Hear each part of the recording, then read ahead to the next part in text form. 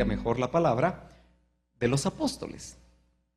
Porque cuando aparecen los hechos de los apóstoles, pues pareciera que esos hechos, esas acciones, hubieran sido hechas solamente por hombres, hombres muy especiales, hombres que aun cuando no tenían, como lo dice el mismo libro de los Hechos, muchas letras, ni eran personas ricas, muchos de ellos, por lo menos 4 de ellos eran pescadores, ¿se acuerda? Personas que no tenían mayores ingresos económicos, aunque algunos difieren y dicen que eran empresarios, pero bueno, siempre hay diferentes teorías acerca de la vida de ellos. Pero el libro de los Hechos, yo creo que todo hijo de Dios debe de leerlo y releerlo, especialmente cuando nosotros queremos, hermanos, volver a los rudimentos. No en el sentido, como lo dice Hebreos, que dejemos los rudimentos para no confundirlo, sino que en el sentido de volver a las bases, al origen del Evangelio. Poder leer el libro de los Hechos y meditarlo y pedirle al Espíritu Santo que nos interprete, nos enseñe, nos ilumine la palabra, especialmente en esta porción. Muchos sitúan al libro de los Hechos como el libro histórico del Nuevo Testamento. Libro histórico del Nuevo Testamento. ¿Ustedes recuerdan cuáles son los libros históricos del Antiguo Testamento? ¿Sí? Deme un ejemplo de un libro histórico del Antiguo Testamento. Ok, Primera y Segunda Crónicas. ¿Sí? Y Reyes. Pero el libro histórico del Nuevo Testamento es precisamente el libro de los Hechos. Así se clasifica cuando se clasifican los libros. Y yo creo que nosotros tenemos que chequear en este libro cómo fue que empezó la iglesia. Yo creo que las definiciones de iglesia en estos últimos tiempos pueden perderse a través de muchas interpretaciones y muchas enseñanzas muy humanas. Y hoy más que nunca, en lo personal, y precisamente la semana pasada participé de una reunión de la Comunión Internacional de Ministerios Elim, de CIME, donde precisamente el tema central fue el Evangelio del final. Cuando nosotros hablamos del Evangelio del final, tenemos que pensar que el Evangelio del final es el mismo Evangelio del principio. Y el doctor Ríos hablaba mucho acerca de que el inicio de la iglesia en un punto X, dice, así como empezó, así va a terminar. Entonces, en la Biblia se mencionan muchos ciclos. Entonces, tenemos que entender o recordar que ya este proceso ya lleva casi 2000 años. Digo casi porque si nosotros queremos ubicar el inicio de la iglesia en la muerte del Señor, la muerte de Cristo, otros la ubican en otro acontecimiento muy importante que se desarrolla pocos días después, en Pentecostés. Para algunos la iglesia arranca en la muerte de Cristo. Incluso miran que cuando el costado del Señor en la cruz fue abierto y sale sangre y agua, es precisamente ahí donde inicia la iglesia. Otros lo ubican en Pentecostés. Y el capítulo 2 del libro de los Hechos nos habla de Pentecostés. Y son eventos muy importantes y muy cercanos que indudablemente pues no nos vamos a pelear donde usted también cree que inicia la iglesia. Pero la iglesia realmente, hoy más que nunca, como nosotros somos parte de ella, porque un concepto que yo he querido en estos años, ya casi 4, de caminar con este grupo de hermanos que el Señor ha venido invitando, y diría yo, a congregarse en este lugar, porque yo creo que ha sido el Espíritu.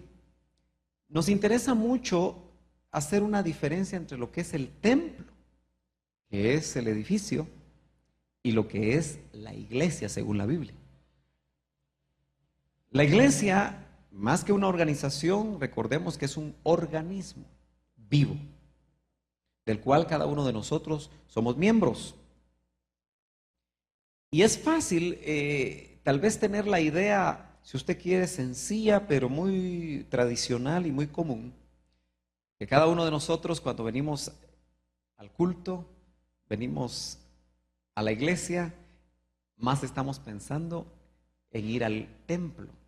Yo tengo que ir a la iglesia, hoy me toca iglesia, hoy hay culto. Y tenemos que hacer la separación entre lo que es ir al templo y lo que significa la iglesia. En forma muy sencilla, los que estamos aquí somos iglesia. Que nos reunimos en un local que se convierte en templo, como también puede ser nuestro hogar que se convierte en templo, como también puede ser al aire libre que se convierte en templo.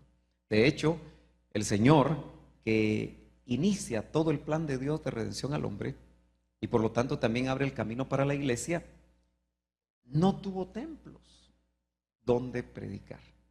Sus púlpitos eran piedras, sus púlpitos eran al aire libre. Entonces nosotros necesitamos, creo yo, volver a los inicios. Y el libro de los Hechos es muy importante porque nos va a narrar, así como los 4 evangelios nos narran la vida de Cristo, su desarrollo. El libro de los Hechos lo que nos va a narrar es cómo arranca la iglesia.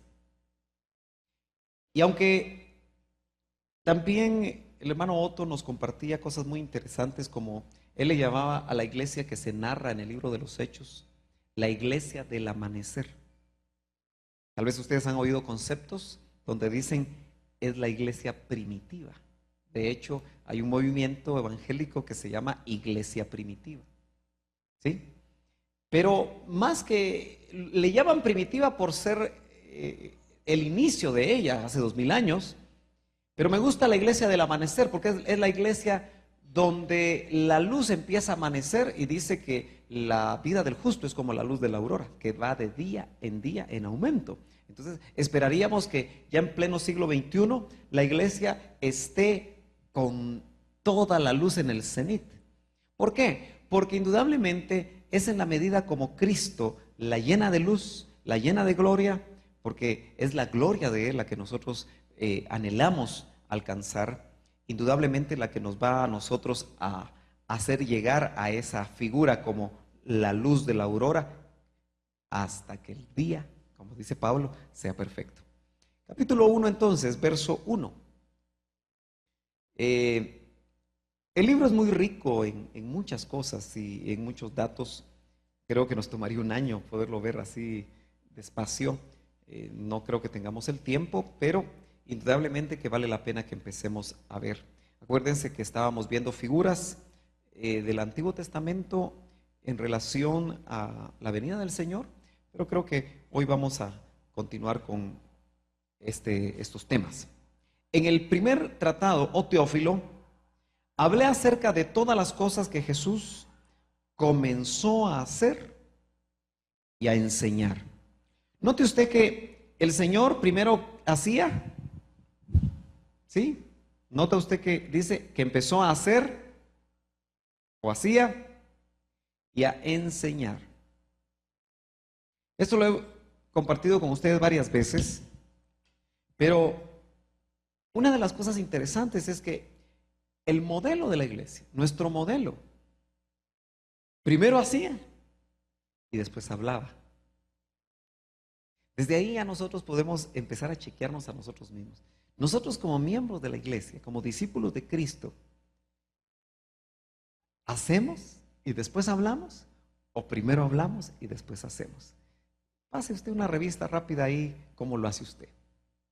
Si usted se parece a mí, primero habla y después hace.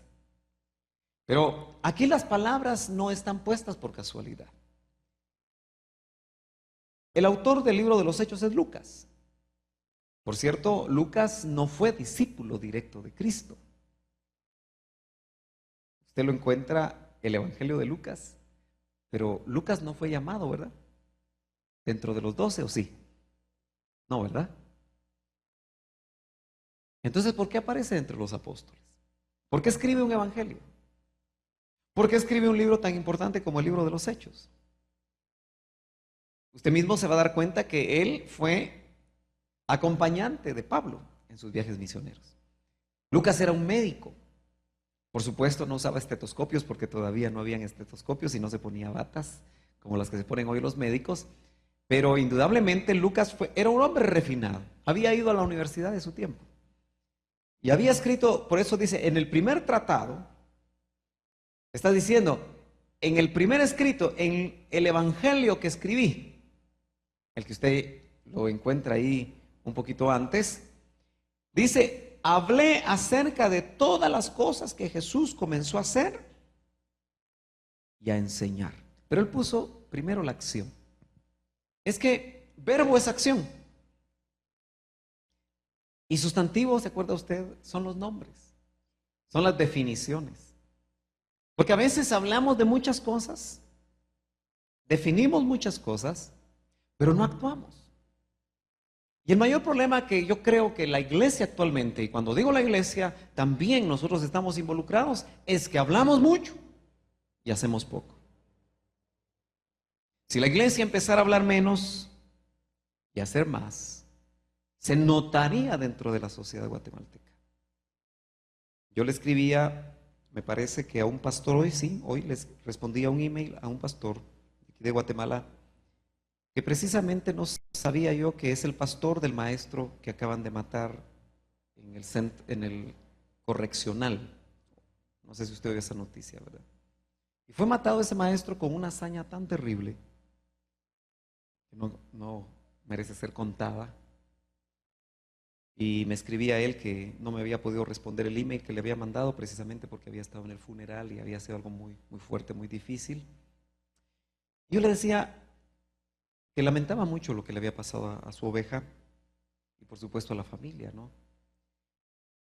Una noticia tan fuerte, saber que un pastor amigo cercano es el pastor es muy doloroso, ¿no es cierto? Como lo que nosotros vivimos hace unos meses.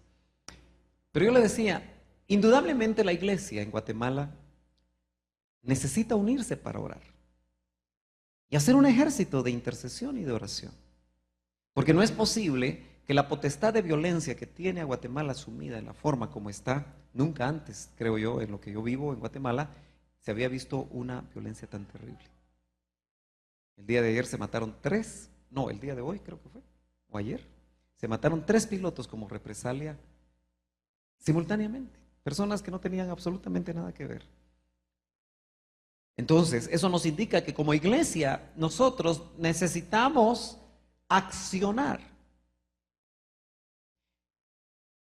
Y Lucas, cuando escribe su evangelio, revelado por el Espíritu Santo, nos indica que Cristo, el centro del evangelio, porque Cristo es el evangelio. Las buenas noticias son buenas noticias porque hablan de Cristo. Serían malas noticias si hablaran de otras cosas. Por eso, el mensaje final y central de una iglesia de Cristo y de una iglesia bíblica o cristocéntrica es apuntar hacia el Señor. Pero lo que dice Lucas es que él hacía y luego enseñaba. Eso significa que usted como papá y como mamá necesita hacer primero antes que enseñar. Nosotros somos muy buenos los cristianos evangélicos para decirle a los hijos y sermonearlos, ¿no es cierto? Y darles de bibliazos. Yo digo darles de bibliazos no literalmente, sino que a veces llenamos de versículos a nuestros hijos y los golpeamos con los versículos y son como bibliazos, ¿verdad? Y tal vez los hijos encuentran una gran confusión en sus almas porque no miran la consecuencia de lo que el papá o la mamá dice con lo que hace. Entonces necesitamos volver a hacer antes que enseñar. Por eso el mensaje evangélico se está volviendo tan insulso. Por eso el mensaje cristiano ya no le ponen atención muchas personas, porque oyen mucha gente y ven mucha gente hablar, usando todos los medios posibles, pero no miran la consecuencia en sus vidas de lo que hablan y de lo que enseñan. Lucas dice hasta el día en que fue recibido arriba. Él define que en su evangelio le habló lo que Cristo hizo y luego enseñó hasta que fue recibido arriba, es decir, en su ascensión. Y eso lo encuentra uno en el evangelio. Después dice de haber dado mandamientos por el Espíritu Santo a los apóstoles que había escogido. Un periodo que para mí se va a volver muy importante de meditar en él y de pedirle al Señor luz, como son los 40 días donde Lucas nos dice que el Señor enseñó tocante al reino. ¿Eso dice su Biblia? ¿Sí? Hasta el día en que fue recibido arriba, después de haber dado mandamientos por el Espíritu Santo. Es importante esto. Dice mandamientos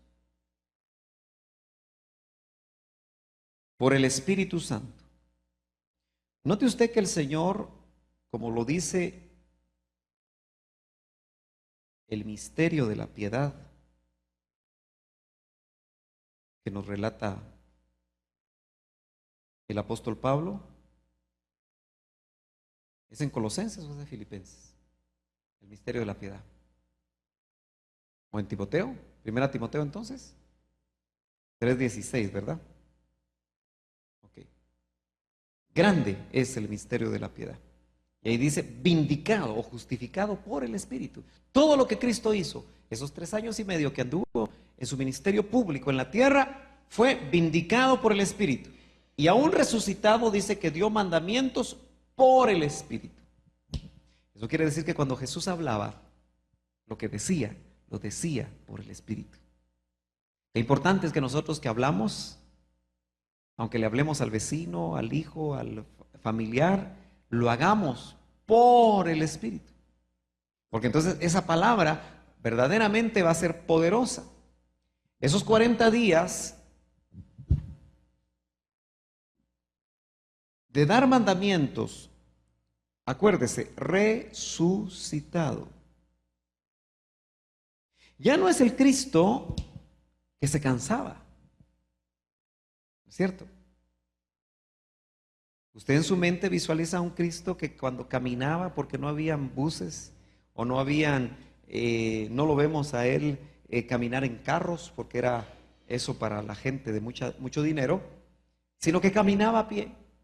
Lo hacía recorriendo las distancias. Iba de Betania a Jerusalén y de Jerusalén a Betania o a los diferentes lugares, siempre lo hacía con sus sandalias, ¿no es cierto? Era lo que se usaba en ese tiempo. Y se cansaba, se sentía débil, no dormía y luego caminaba. Y como un hombre común y corriente, aunque no era común y corriente, yo diría que este hombre que hizo ese trabajo y que gracias a Dios quedó plasmado en la palabra, ahora ya no lo vemos así. El libro de los Hechos entonces empieza con un Cristo resucitado. La iglesia arranca precisamente en una época de sobrenaturalidad. Por eso la iglesia es sobrenatural. La iglesia no es de esta tierra. Nosotros como miembros de la iglesia no somos de esta tierra. Por eso cuando usted y yo meditamos sobre nuestro origen, que no es terrenal, ojalá que usted a estas alturas haya logrado aterrizar en el concepto, y más que concepto mental, usted ha logrado tener el testimonio del Espíritu, que usted no empezó aquí en la tierra, que su inicio no fue esa relación que tuvo su papá con su mamá, donde usted fue engendrado, pero más que ser engendrado usted, fue engendrado su cuerpo. No nos vamos a meter ahorita a esos detalles, pero indudablemente que si nos ponemos a meditar en ese contexto, sabremos que como miembros de la iglesia no es un plan humano. No debe ser un plan humano. Y por lo tanto, no puede ser edificada humanamente hablando. Cada uno de nosotros necesitamos también recibir mandamientos por el Espíritu. En este caso, fueron ministros muy importantes, como lo dice el verso 2, donde dice, después de haber dado mandamientos por el Espíritu, a los apóstoles que había escogido. Indudablemente que esos apóstoles que recibieron del Cristo resucitado, 12 por lo menos, 1, 2, 3, 4, 5, 6, 7, 8, 9, 10, 11, 12. 12. Y 12 no es casualidad que sea número de gobierno, porque esos apóstoles que fueron enseñados por el Cristo resucitado, como dice más adelante acá el verso 3, a quienes también después de haber padecido se presentó vivo, es decir, resucitado, con muchas pruebas indubitables, es decir, pruebas irrefutables, apareciéndoseles.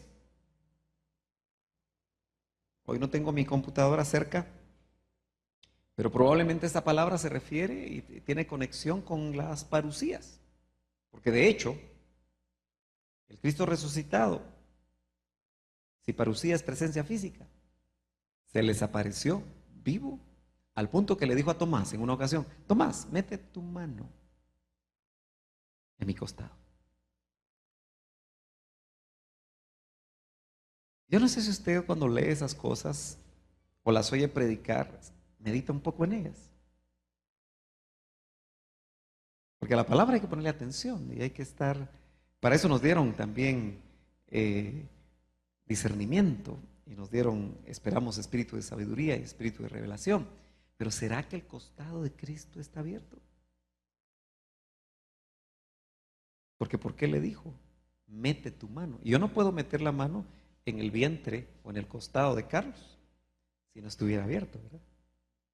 Solo si supiera karate e hiciera un grito, podría, como a veces lo hacen, ¿verdad? Que hasta, por lo menos lo hacen en las películas, yo no sé si tienen la capacidad de hacerlo o no, probablemente. Pero dice, Tomás, mete tu mano, mete tu dedo. Fernando Ortiz, pastor en República Dominicana, a él le he oído, probablemente usted lo ha oído a otras personas, habla del hecho de que las cicatrices de Cristo, las heridas de Cristo, los derramamientos de sangre en diferentes partes del cuerpo de Cristo, empezando por la frente, con la corona de espinas, siguiendo con las manos, los pies, el costado, cuando fue abofeteado, me parece que algunos logran ubicar 7 lugares diferentes en su cuerpo donde brotó sangre. Pero tampoco me vamos a meter a eso. Pero le oí en alguna ocasión una enseñanza muy bonita, cómo las heridas de Cristo se transformaron en señales. Entonces, sí creemos, no sé qué piensa usted, pero yo se lo expongo, usted medítelo, el Cristo resucitado tiene señales, están ahí. Las señales o las cicatrices, si usted quiere, porque no creo que solo haya sido para Tomás, el incrédulo. Mete tu dedo aquí. Mira, yo soy el que murió en la cruz. La Biblia no narra que Tomás estuvo cerca de la cruz, ¿verdad? Solo dice que fue Juan. Pero probablemente Juan estaba al pie y Tomás estaba un poco lejos. O quizá el miedo hizo que Tomás lo viera muy de lejos. Pero insisto, hermano amado, que el libro de los Hechos arranca con él resucitado. ¿Sí? Y el mismo autor del Evangelio, aunque muestra que el Señor se va, En estos pocos versos, aunque no los desarrolla todo, nos indica que esos 40 días fueron gloriosos para los apóstoles. Y me parece a mí que aunque Pablo no estuvo con él en esos 40 días, porque acuérdese que Pablo dice que no le conoció en carne. ¿Ha leído usted eso? Y si no, lea la Biblia. Se lo aconsejo. Va a edificar su vida. Va a ser de grande bendición. Pero vemos entonces que Pablo, aunque no lo vio por revelación, porque esa palabra es sumamente importante para nosotros ahora. Porque al que no le revelan, realmente se convierte en un religioso o es sencillamente un religioso. Dios nos tiene que revelar sus verdades para que se vuelvan verdades personales. Entonces, notamos nosotros que la revelación que le llega a Pablo, y sin elucubrar demasiado, acuérdese que Pablo tuvo un discipulado en Arabia, en el desierto, y a Gálatas, y se va a dar cuenta cómo él tuvo su propio discipulado con el resucitado. Acuérdese que ser apóstol significa ver al Señor resucitado. Eso sí, no todos los hermanos que han visto al Señor son apóstoles. Pero eso sí, para ser apóstol, seguimos creyendo conforme a lo que la Biblia dice. Hay que ver al Cristo resucitado, quien es al final del cabo, quien constituye a un apóstol. Bueno, ¿por qué el Señor, por 3 años y medio, aunque le habla a las multitudes, busca a discípulos? Porque son solamente los discípulos. Y eso entiéndamelo bien. Los que pueden transmitir vida. Son solamente, el Señor cuando escogió discípulos, su propósito no era llenarlos de conocimiento. Nosotros hemos equivocado el concepto bíblico del discipulado. Yo me atrevo a decir hoy por hoy que la única manera de verdaderamente pastorear una congregación es discipular, discipulándola. La única manera de verdaderamente hacer la obra de Dios es por medio del discipulado. Porque al fin y al cabo el discipulado bíblico es un proyecto de vida. El discipulado bíblico no es para un día, ni para un año.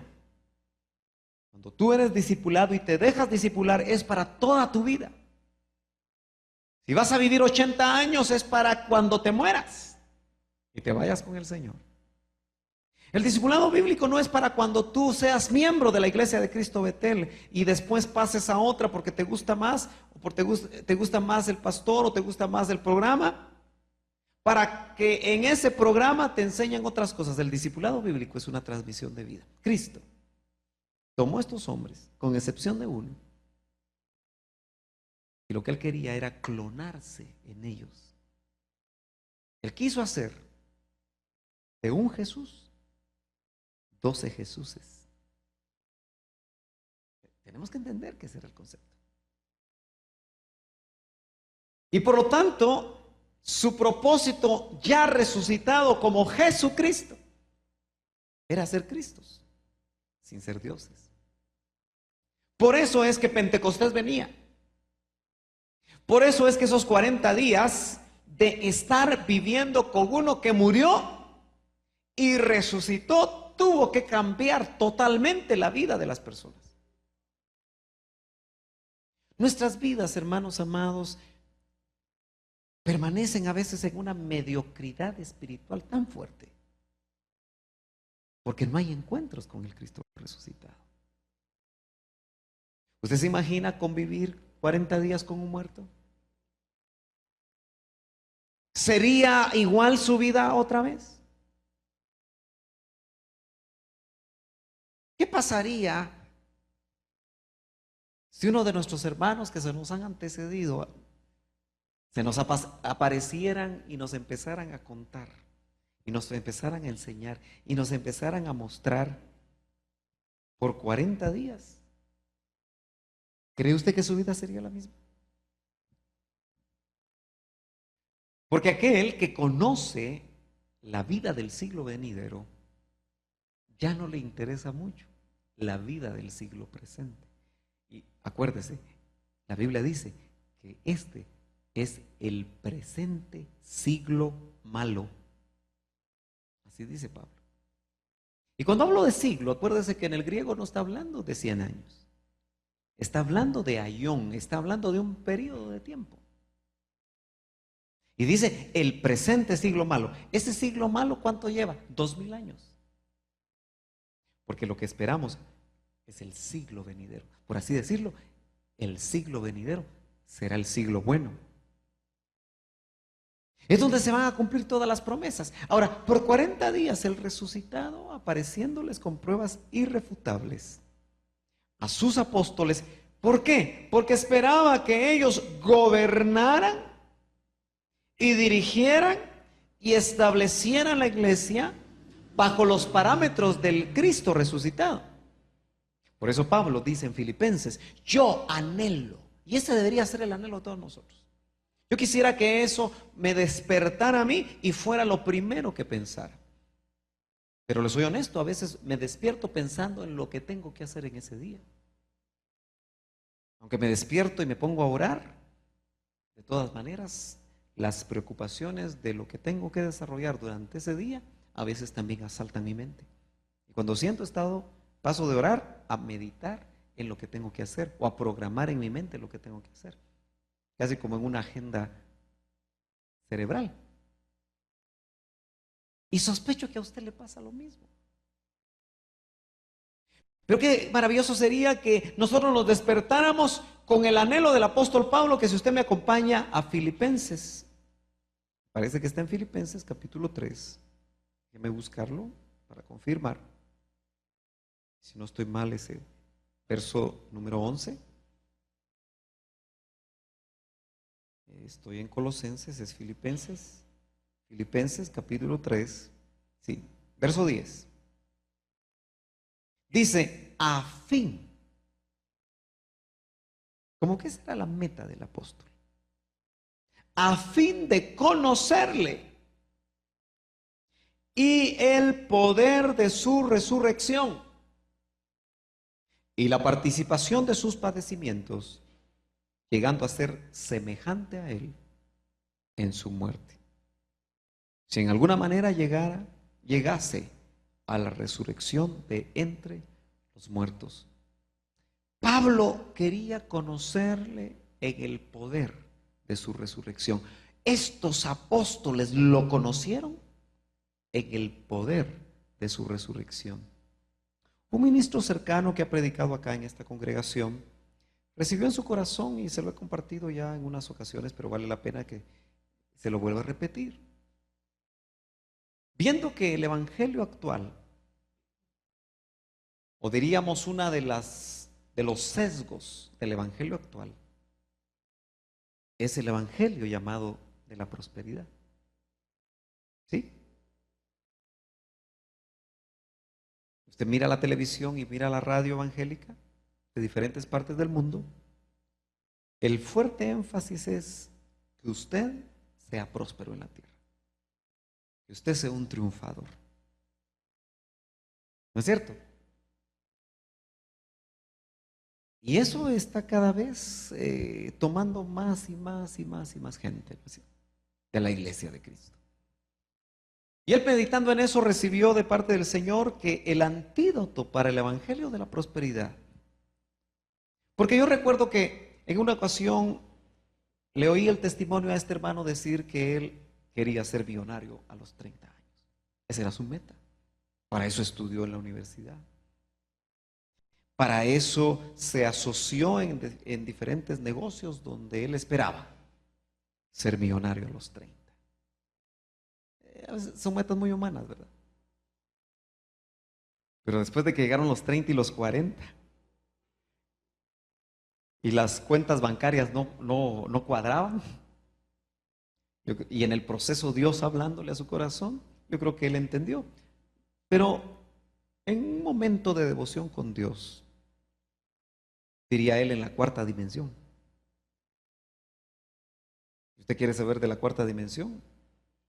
Pues busque qué es la cuarta dimensión. Nosotros vivimos en la tercera dimensión.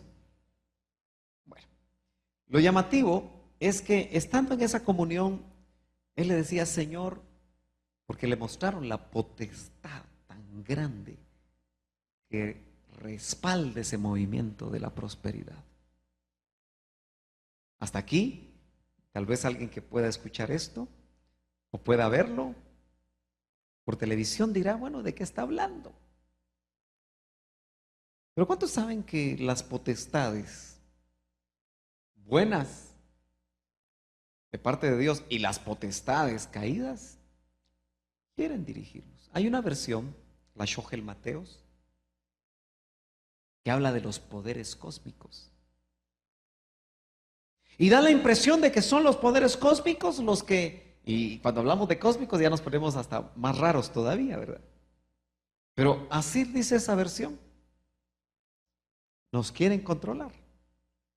Y tenemos que entender que hay poderes cósmicos que son de Dios y poderes cósmicos que están contra Dios. O por lo menos intentan estar contra Dios.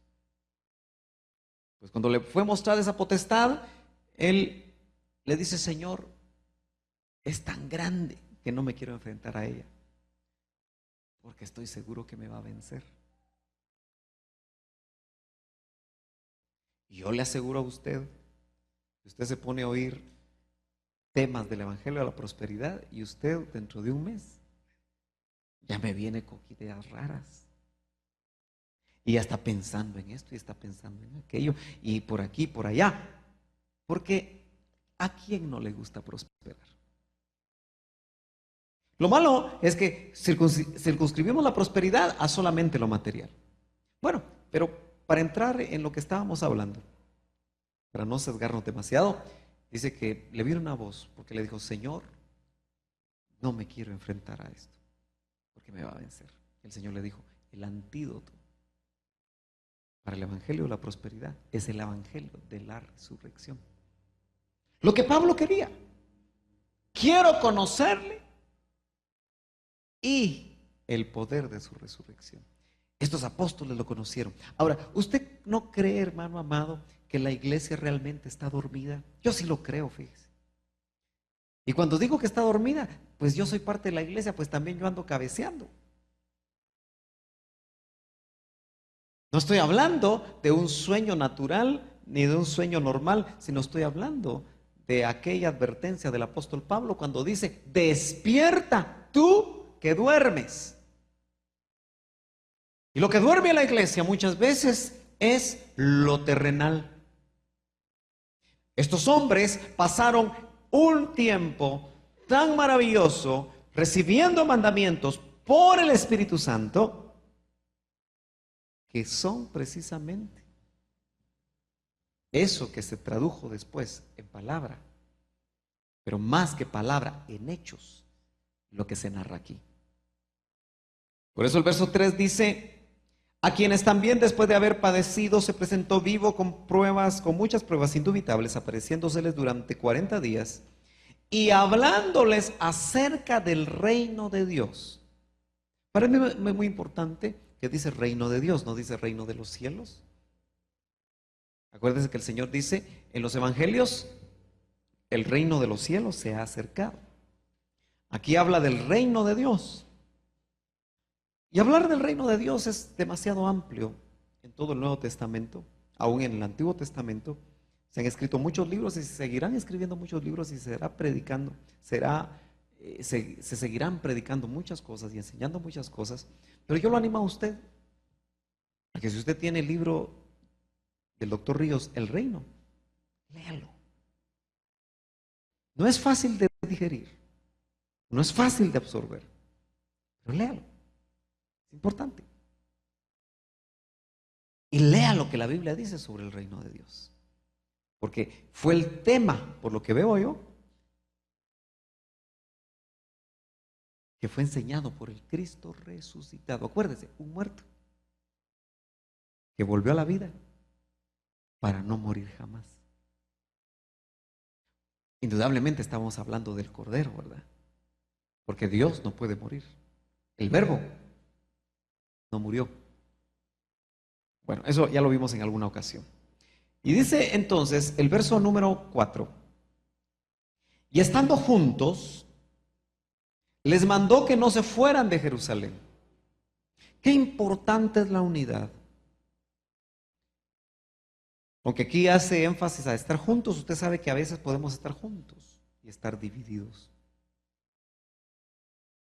Una de las grandes armas del enemigo en las iglesias es dividir a las ovejas. Ya lo muestra Corinto en sus primeros capítulos cuando dice: yo soy de fulano, yo soy de mengano, yo soy de perencejo. Pablo les dice: son carnales. Cuando hay divisiones en las iglesias, cuando hay facciones en las iglesias, cuando hay grupos en las iglesias, lo que se demuestra es carnalidad, según el apóstol Pablo. Se lo puede ver en el capítulo 3 de 1 Corintios. Qué maravilloso es que cuando el Cristo resucitado estaba, dice que ellos estaban juntos. Más adelante dice, en armonía. El Señor busca que sus hijos estemos en armonía. Y difícilmente encuentra uno congregaciones en armonía. ¿Por qué? Porque el enemigo trata de romper con la armonía, trata de romper con la comunión, trata de romper con la unidad. Y qué importante es la unidad, porque es poderosa la unidad. Y estando juntos, les mandó. ¿Sabe qué me gusta a mí del Cristo resucitado? Que no pide favores. ¿Me podría hacer la campaña, hermanito, de tal cosa? Sería tan amable, hermano amado, o hermanito lindo, de hacer esto, hacer aquello. No, el Cristo resucitado, si usted nota, la otra dimensión ya no es de muchas vueltas. El Cristo resucitado dice, les mandó. ¿Lo nota? Porque son mandamientos. Me gusta de repente que ponen ahí en una de las pancartas cuando están vacías, dice, son mandamientos, no sugerencias. Porque a veces los cristianos creemos que Dios sugiere. Sería bueno que oraras. Sería bueno que te congregaras. Sería bueno que diezmaras. Sería bueno que evangelizaras. No, son mandamientos, no sugerencias. Todavía alguno de ustedes que no ha dicho amén en toda la noche puede decir un amén. Ay, Dios. Yo lo digo pues, amén. Así es. Y estando juntos, les mandó que no se fueran de Jerusalén. Hermano amado, por espíritu pueden haber mandamientos que te dicen, no te muevas. Porque si te mueves, hay palo. ¿Cree usted que eso se va a dar en estos tiempos? Sí. La iglesia tiene que ser guiada por el Espíritu.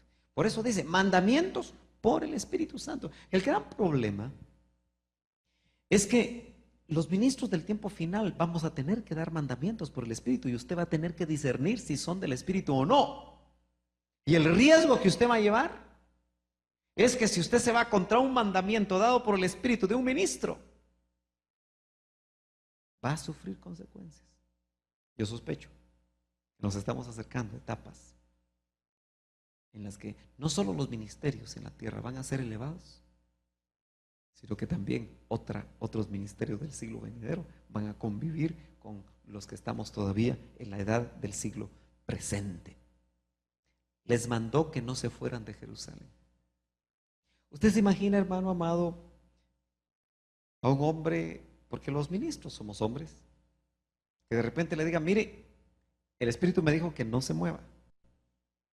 El Espíritu me dijo que no haga tal cosa. Uno siempre va a dudar, ¿verdad? Uno siempre va a decir, ¿a poco? Y como en esto hay mucha charlatanería, tristemente, yo sí sé que hay ministerios que en muchos lados le dicen, mire, el Señor me dijo que me dé su carro. Y ahí va la ovejita dando el carro. El Señor me dijo. Usted sabe que incluso en eso del Señor me dijo hay que ser tan cuidadoso que yo voy a ser su esposo, dice él. Pero como diría en una ocasión el hermano Otto, pero también me lo tiene que decir a mí y a mí no me lo ha dicho. Amén. Sí, en eso del Señor me dijo, hay que ser sumamente cuidadosos. El Señor me dijo que me dé el diezmo a mí. El Señor me dijo que tal cosa. El Señor me dijo. Qué cuidadosos tenemos que ser con el Señor me dijo, ¿verdad? Y usted qué cuidadoso tiene que ser para discernir. Pero aquí había un mandamiento. Ahora yo quiero que usted le ponga atención. ¿De dónde dice el Pentecostés? Que en esta, porque acuérdese que los contextos de esto es la Pascua judía. ¿Y de dónde venían a celebrar la Pascua a Jerusalén? De muchos lugares, ¿verdad? Es más, varios de los discípulos, usted puede contabilizar como tarea cuántos de los discípulos eran de Galilea. Hoy no está por aquí mi mapa, no sé qué se hizo en mi mapa. Se fue hasta allá atrás, ahí nadie lo va a ver. Pero Galilea no estaba cerca de Jerusalén, ¿verdad? Mírenlo en sus Biblias.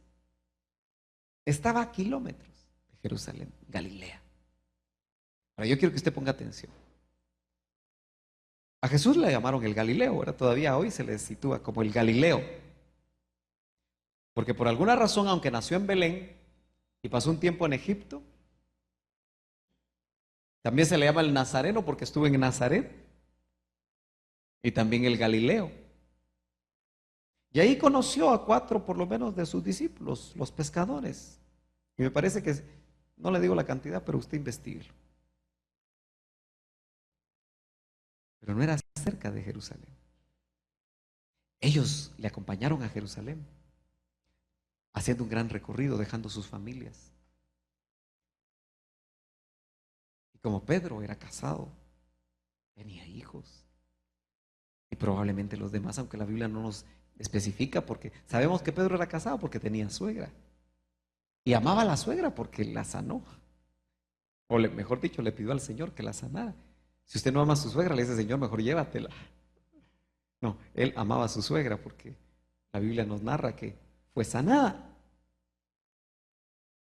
Es que importante es darnos cuenta que el Señor indudablemente en esa época, cuando les dice por mandamiento que no se fueran de Jerusalén, los estaba dejando a la deriva porque él ya se iba. Yo quiero que usted se meta en el ambiente, en el marco, en el contexto, para poder entender que a veces las o los mandamientos del Señor pueden ir en contra de toda lógica. El Señor había muerto, estaba con ellos, había resucitado, pero se iba. ¿Y después qué? Ellos habían llegado a Jerusalén por él. Es cierto que en la coyuntura histórica habían llegado a la Pascua, pero como peregrinos iban a regresar a Galilea hasta Pentecostés.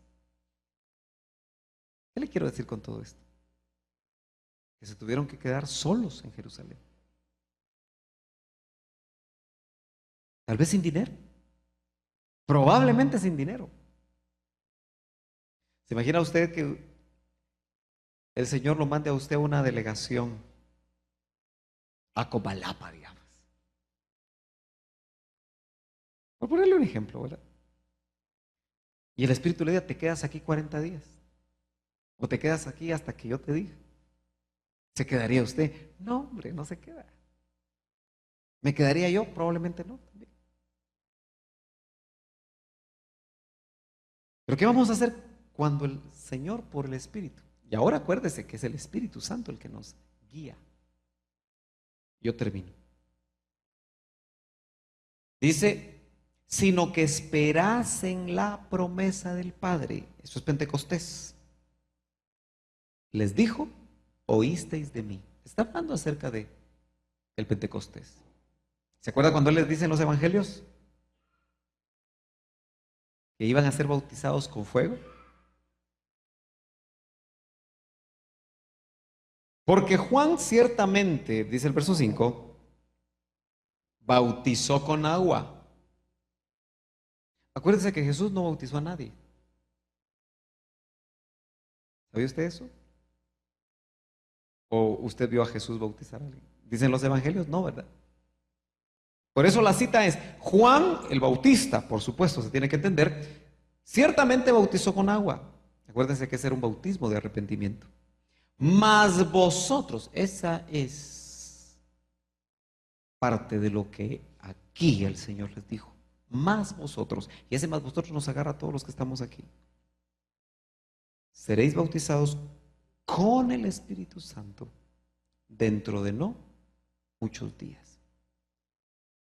El bautismo con el Espíritu Santo se iba a convertir en el motor de estos 12 hombres, más por lo menos 10 discípulos para cada uno, porque eran 120. De ahí es donde viene el movimiento celular G12. ¿Sí? Que hay que ponerle atención, porque causa furor, ¿verdad? Las iglesias evangélicas en este país y en el mundo entero están creciendo de una manera innumerable, ya incontable muchas veces, a través de un movimiento que parece bíblico y que parece tomado de estos modelos, pero que indudablemente tenemos que chequear si cumple ese modelo con el modelo bíblico. Ciertamente creo que la base es buena, el problema es la motivación. El problema es el interés solo de crecer numéricamente y no de verdaderamente crecer en función. Mire qué interesante, yo lo veo como una figura, usted lo analiza, pero ¿cuántos habían en el aposento alto? ¿Cuántos? 120. ¿Cuántos apóstoles había? 12. Entonces yo podría decir que cada uno de ellos es como una figura, si usted quiere, como un criterio ministerial. No es doctrina, pero como que el número que cada uno de ellos debería de discipular son 10. Por eso yo no estoy interesado que aquí hayan discipulados grandes. ¿Por qué? Porque si se vuelven grandes, ya no, el discipulador ya no puede discipular. Ya no puede visitarlos a todos, ya no puede atenderlos a todos, ya no puede cuidarlos a todos. Si el Señor, que era el Señor, no pasó de 12. Entonces, note usted que son grupos pequeños, por eso algunos le llaman grupos pequeños.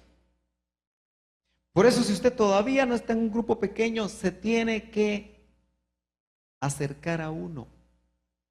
Si no hay cerca de su casa, pues se puede abrir en su casa. ¿Amén o no amén? ¿Por qué? Porque usted va a ver que la realidad del ministerio del Espíritu Santo se va a notar más en grupos pequeños, como una realidad que solo en grandes movimientos carismáticos, dentro de grandes congregaciones, donde después de que pasa el avivamiento, ya sea genuino o forzado, todo se termina. El bautismo con el Espíritu Santo, la promesa del Padre de la que habla Lucas, hizo que estos 12 murieran como mártires. Los llevó hasta el punto de luchar contra el pecado, hasta derramar sangre. Es decir, no tuvieron su vida como algo precioso, como el Señor que los enseñó y los discipuló, no tuvo el ser igual a Dios como cosa que aferrarse. ¿Notan? ¿Hasta qué consecuencias hizo que el primer discipulado de 12 hombres llegara? ¿Usted cree que el Señor espera menos? Siendo honestos, ¿esperará el Señor menos de sus verdaderos discípulos? Medite. ¿Será que solo fue para ellos? ¿Y será que ellos murieron así porque le conocieron en el poder de la resurrección y porque fueron subidos de nivel y porque el bautismo, es que mire, el bautismo con el Espíritu Santo, el Pentecostés no es solo hablar lenguas, que ya mucha gente no habla. Cuando yo le digo a la gente, hable sus lenguas, yo no oigo a mucha gente hablar lenguas. Y fueron bautizados con el Espíritu Santo en algún momento. Y quizá haya muchos que todavía no son bautizados por diferentes razones. Porque yo sí le quiero recordar, hermano amado, que sin el poder del Espíritu Santo fluyendo en nosotros, solo vamos a ser buenos, bonitos y blanqueados sepulcros, con buena fachada, pero nada más. Lo que verdaderamente sacude el ser interior es un evangelio con buenas noticias, sobrenatural. El evangelio es sobrenatural. Lo que cambió totalmente la vida de esos hombres y que esperamos que cambie y siga cambiando nuestra vida es el ministerio del Espíritu Santo, edificando la iglesia. Por eso, aunque nos reunamos 5 pelones, disculpe lo de pelón, ¿verdad? Porque aquí nadie es pelón, o casi nadie, ¿verdad? Lo importante es por qué nos reunimos. ¿Qué nos mueve? ¿Qué nos motiva? Y a veces los grupos pequeños, mire, a mí en lo personal me gustan los grupos pequeños, siempre me gustaron. Me siento mejor con los grupos pequeños. ¿Por qué? Porque sé que la palabra puede estar llegando más. Amén. Bueno, hoy nos vamos a